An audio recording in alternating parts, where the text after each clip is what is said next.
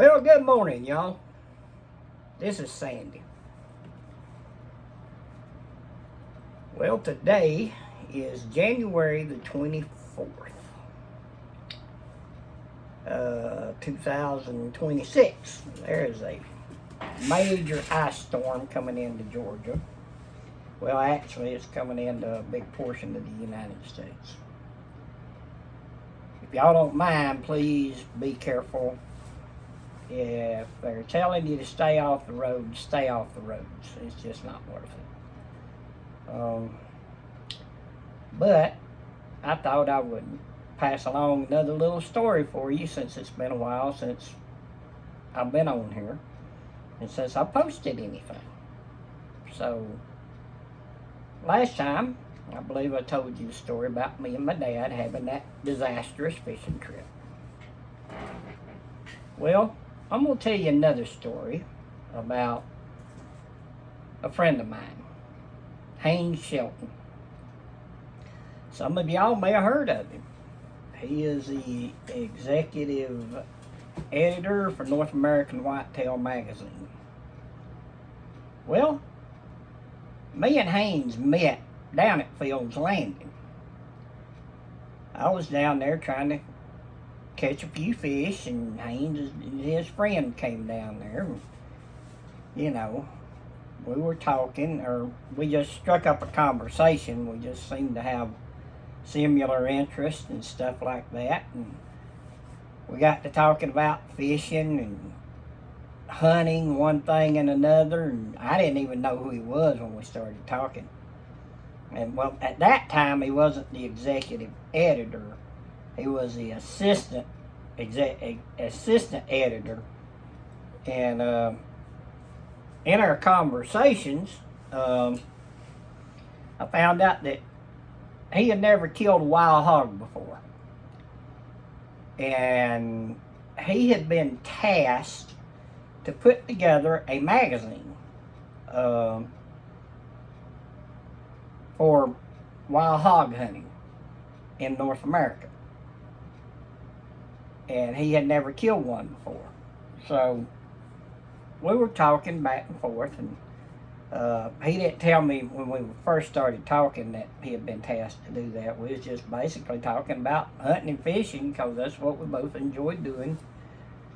And he was kind of an old soul. He could, you know, you could relate to him. He a young man. I think at that time he was around 20, I'm going to say 24 maybe, something like that. And we just hit it off and got to talking, and then he got to telling me about him being tasked to do that magazine. I said, well, I know where there's some hogs at. They're right here in Cherokee County. And from Fields Landing, where I hunt at, is probably, I don't know, maybe 3 miles down the road, probably 2 miles as a crow flies. Not very far from the area. And I was telling him about it, and I said, you know, at the time, it was summertime. Not a whole lot going on at the shop, so I didn't have a whole lot of money coming in. So I didn't have the money to buy the corn and sour the corn and get it ready to where we could go out and, you know, possibly get a hog. Well, he told me since he had been tasked to do this, that they give him a budget to work with. So I told him, well, you know, I didn't have any, the only trail camera I had at the time had been struck by lightning and basically got fried. I mean, the whole case had melted down, so there wasn't much of it left. And so he contacted some people with wild game cameras, and they sent him some wild game cameras that we used getting set up to do a hunt to try to get a wild hog. And he bought up the corn and stuff like that, and then kind of left this prep and setup to me, which I didn't mind doing because I always enjoy being in the woods. And he kept doing that, and we put trail cameras out, and we got the hogs coming in there pretty good. And we decided that we was going to try to go in there and get one. And he brought a AR with a light on it. This was our first attempt at me and him trying to get one. I had taken several over the years. And we was going to try to get it at night. And we had the hogs coming in there pretty regular. Or this one hog in particular is the one we was after. At the time, that was about the only one coming in there. But he was really consistent about coming in there. So we kind of set our time frame up when we were going to hunt. And we went down. And the AR that he brought was in a .243 caliber. And this was a good size hog. Not a big hog at that time, but a good size hog. I would say it was probably maybe 200 pounds at that time. But this was our first attempt at trying to get him. And so we went down, we got set up, and I had a ladder stand that was down there close to a place I call the chum hole, which is basically where I put corn and stuff out to feed the deer and the hogs and the other critters that come through there. Well,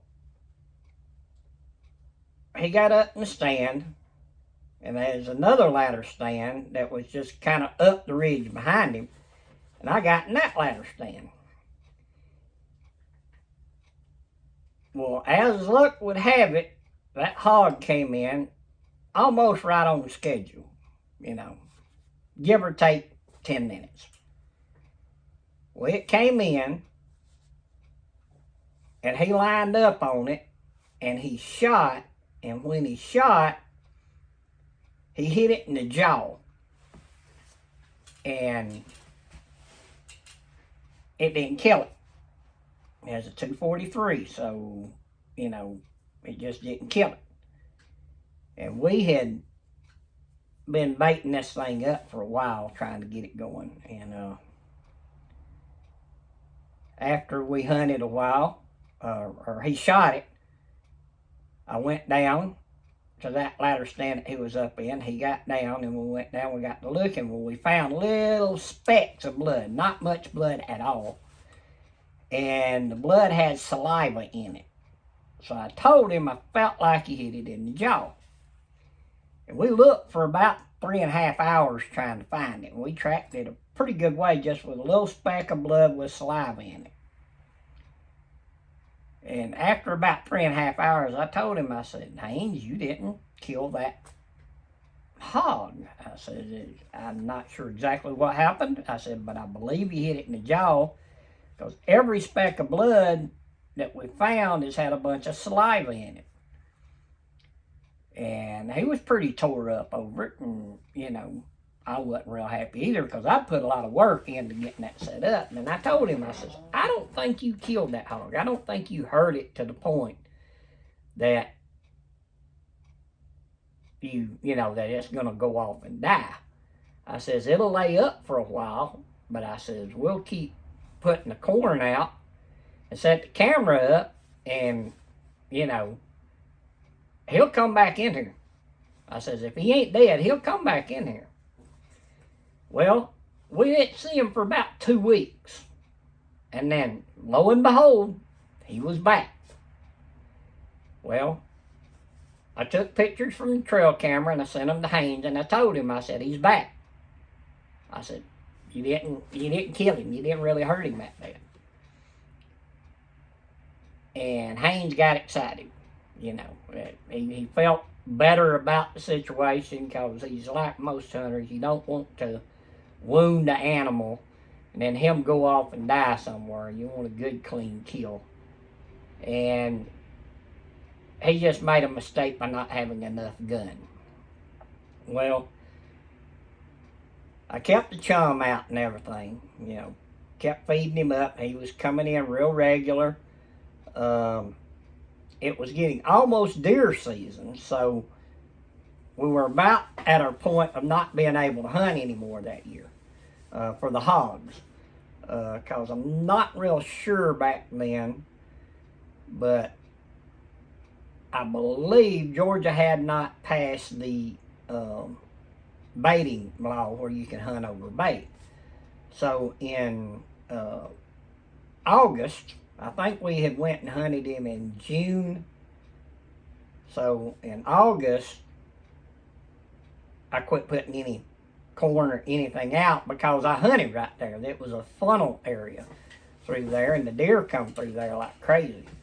So I had quit putting any corn out, and I cleaned everything up good so I would be legal to deer hunt there.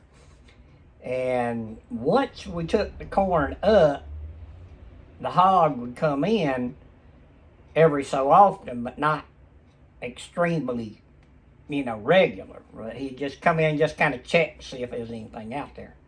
And of course, with deer season being there wasn't anything.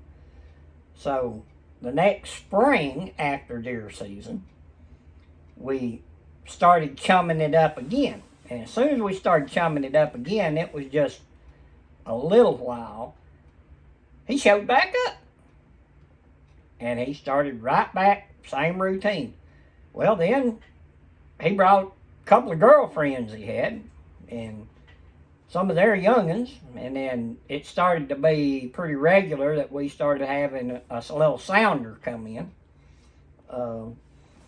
Usually the boar, he would come in by himself, and then either the sounders would come in first, and they would eat, and then they would go back out, and then in a little while the boar would come in. Every now and then the boar would come in, and then the sounder would come in. But they came in, and they got to where they were real regular coming in.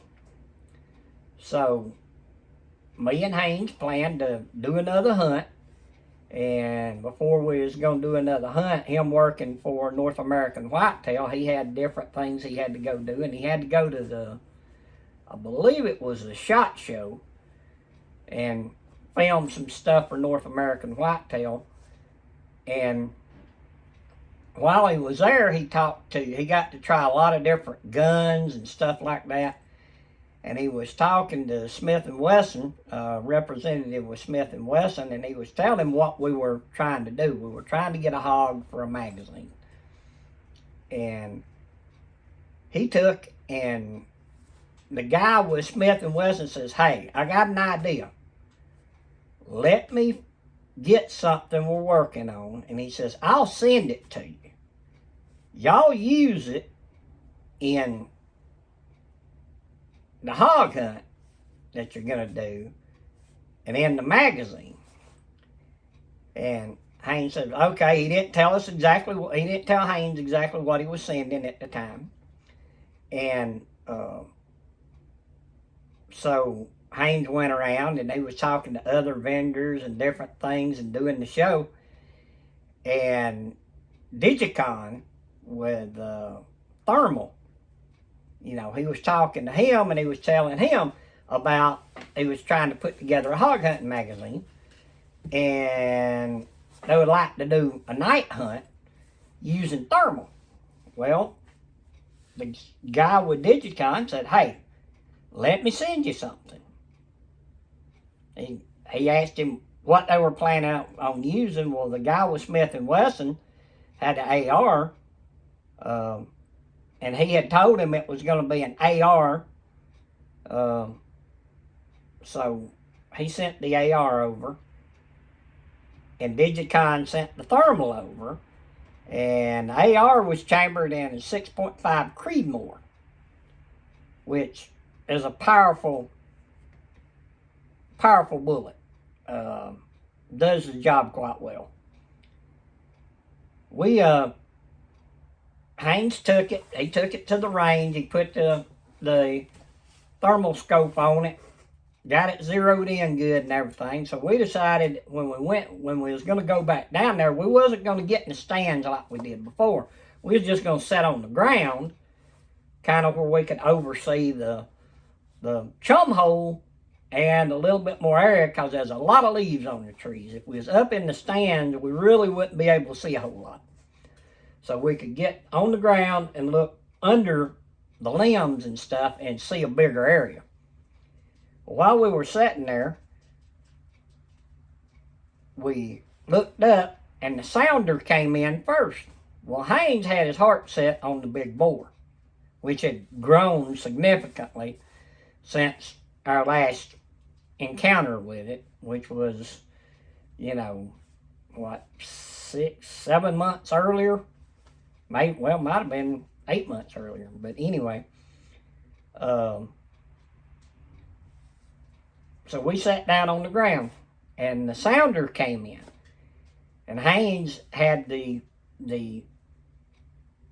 AR and with a Digicon, and he was looking through it, and he was saying, man, he said, there's a bunch of pigs down there, but he says, I don't see the big boar in the bunch. And I said, well, I said, he usually comes in by himself.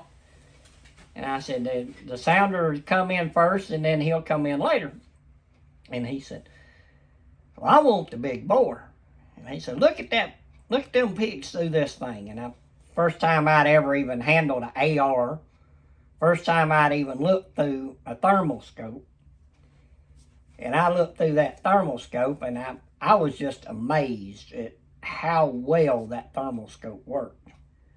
And the feel of the AR just felt comfortable. And I was looking at them, I went, wow, man, that's a lot of pigs. 2 good-sized sows, and then a lot of piglets, half-grown, and then some little bitty ones. And he said, well, shoot one of them. He said, if you want to shoot one, he said, use that AR and said, shoot one. And I went, well, we're after the big boar. He said, well, if we get a sow now, he said, we can come back and get the boar another time. So I agreed, and he said, I don't know if you can see them through that thick stuff. I says, I see one. I says, I can get one right here. He said, well, go ahead and take it. So I'm sitting there, and I get lined up on it, and I mean, there's just a little spot down through there I could shoot through. And I could see its head, and I hit it right below the eye, right there, but it went right straight back to the brain stem. I've always tried to figure out where the bullet was going to exit at. And my objective was to hit the brain, or at least the brain stem, so the pig would go straight down. And I made my objective. I hit it. It went right straight back, and the pig just dropped, didn't move, right there. And Haynes was amazed at how well that 6.5 Creedmoor did. And we went down, looked at it. It had started raining and everything, so it took us a while to get it out. It was about a 205-pound sow, so she is a big girl. We got her out. And then about 2 weeks later, I kept chumming everything up good. I didn't have a feeder. I just have to carry it down in there and dump it out. And about every 3 or 4 days, I carried in 2 buckets of corn, one usually soured corn and then dry corn. And I dump it out, pull the camera cards, and just, we had all kinds of pigs still coming in there, and the big boar was still coming in there. So we planned to go back again in about 2 weeks, and we went back down there. We were sitting in the same spot, and I looked around, and he gave me it was a thermal, what is it they call it? It's not like binocular, it's a onocular, or it was a thermal anyway, just one thing. And if you look to it, you can see just little dots. It just didn't have no magnification where you can pull it in close to see what it was. And I was using it, just kind of looking around trying to help keep an eye out when they started coming in. And I looked up on the ridge, and I could see a little red dot in there. You know, it was the reflection of something coming through. And to me, it looked like a raccoon through this scope because I couldn't zoom in. And I said, well, we got something coming in. And Haynes was sitting over there, and he raised up and picked up the AR and, you know, started looking down at the chum hole, and he thought I was talking about the chum hole. I said, no, up on the ridge. And I says, it looks like a raccoon to me through this thing. And he looked at it, and he zoomed in on it. They said, no, that's him. That's him. That's the big guy.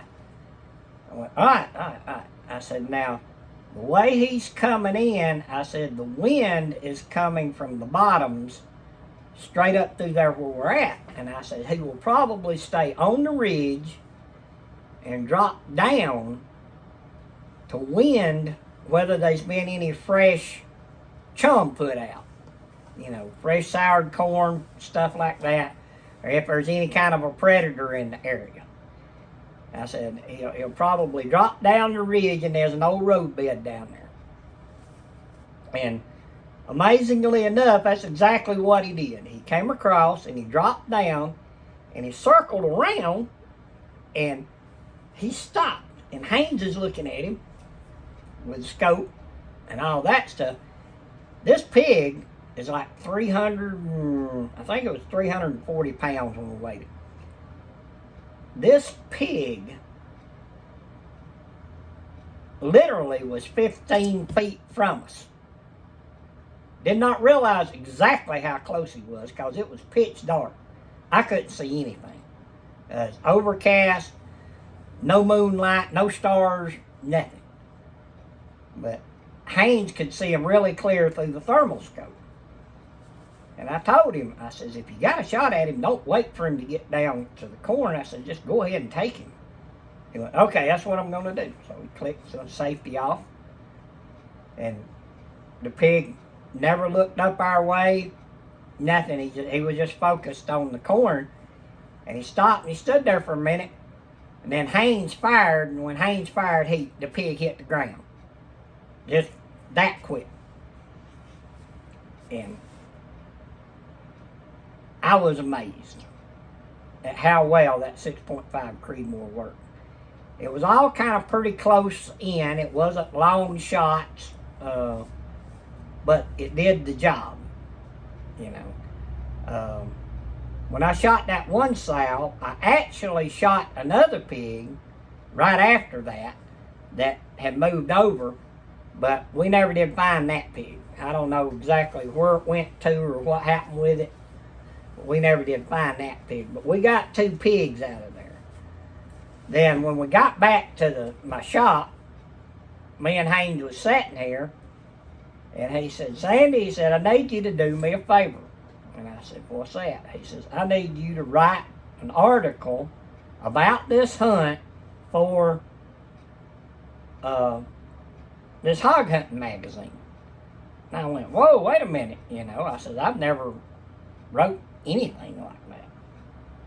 And he said, well, he says, I know, but he said, I'm kind of really busy, and he said, I'd appreciate it if you'd do me an article.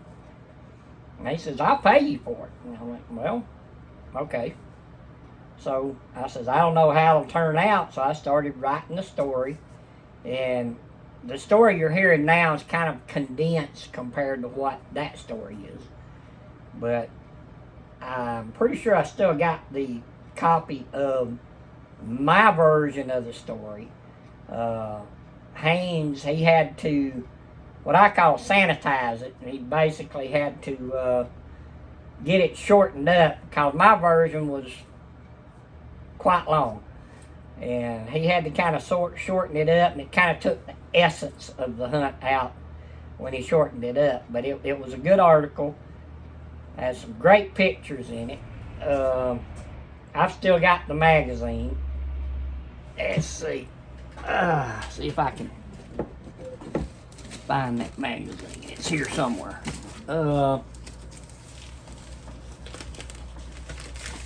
Make sure this is the right one I got. Okay.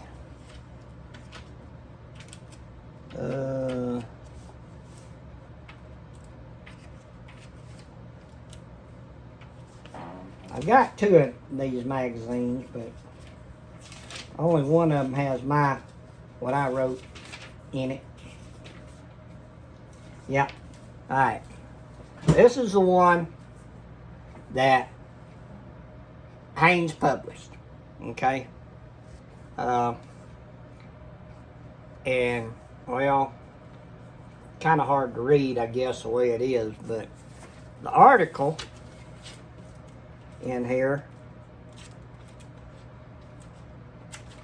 well, let me find it again. That was on the opening page of the article. I'll back up a little bit where you can see it. Okay? That was the opening page of the article. There's me with the sow and the 6.5 Creedmoor. I'll move in a little bit where you can kind of see it. But it was a good article. It was back, let's see, what was the year on this? It was a few years ago.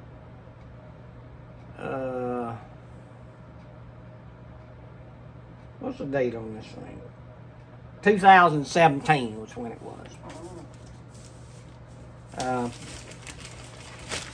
I don't know if the magazine, if he still got the magazine going or not.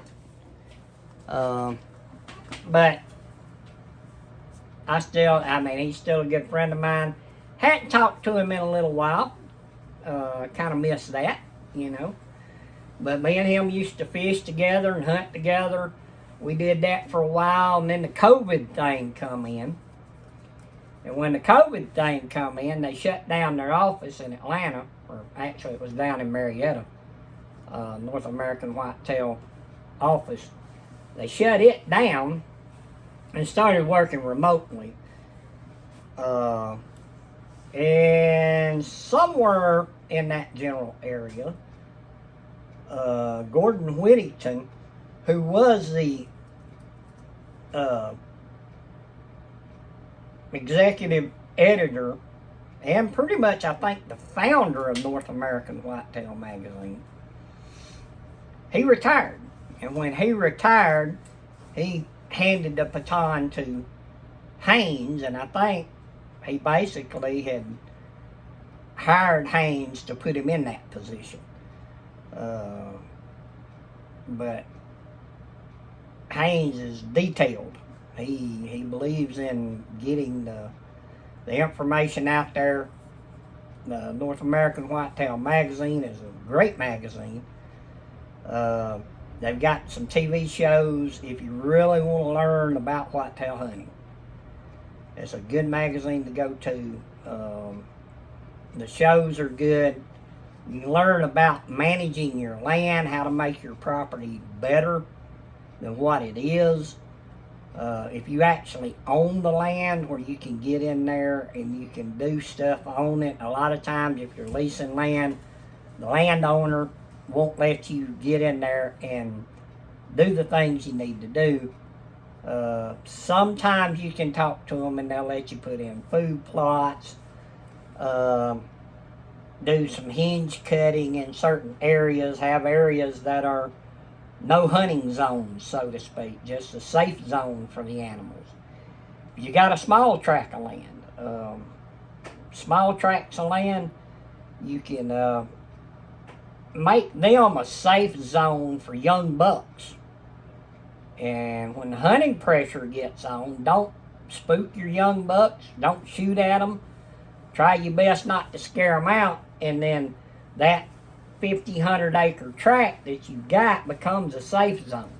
You know, if you want to harvest some does out of there, probably, at least in Georgia, we have an overpopulation of does because everybody wants to get that buck. And that's something I don't understand. Everybody wants a trophy buck, but they don't want to let the trophy buck get old enough to be a trophy buck. So the first buck that comes in their area, they shoot it, It's usually year and a half old, maybe 2.5-year-old buck. They'll let it live 2 or 3 more years. They'd have probably had a super nice buck. I shot an 8-pointer years ago that had a 19.5 inside spread on it. It only scored 125 because it didn't have any mass on it. And I found out it was only a 3.5-year-old buck.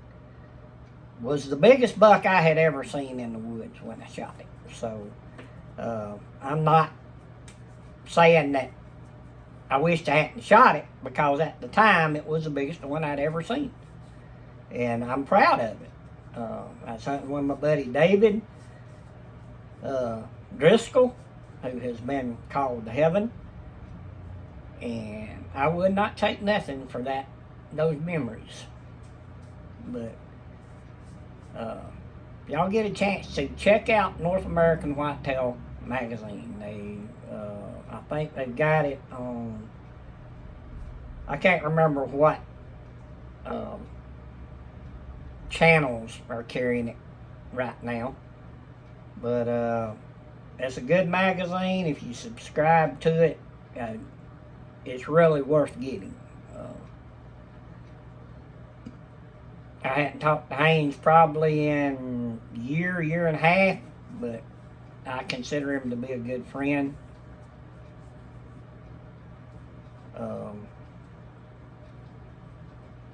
Hope to hear from him before long.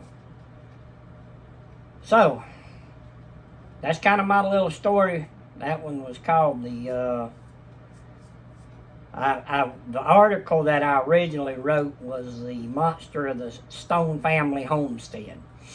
And it was talking about the pig. I think I've got that in hard copy around here, just what I had done up. Anybody interested in just getting a copy of it, it reads different than what the magazine had in there. It's pretty interesting, or I thought it was pretty interesting.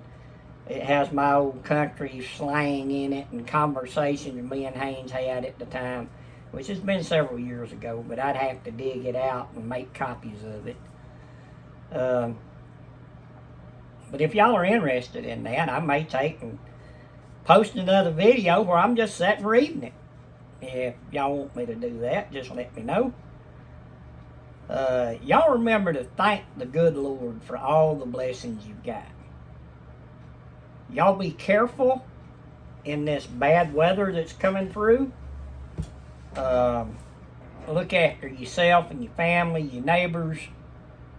If you can help somebody out, help somebody out. And it doesn't have to be a whole lot. You know, just a little bit can mean a lot to people.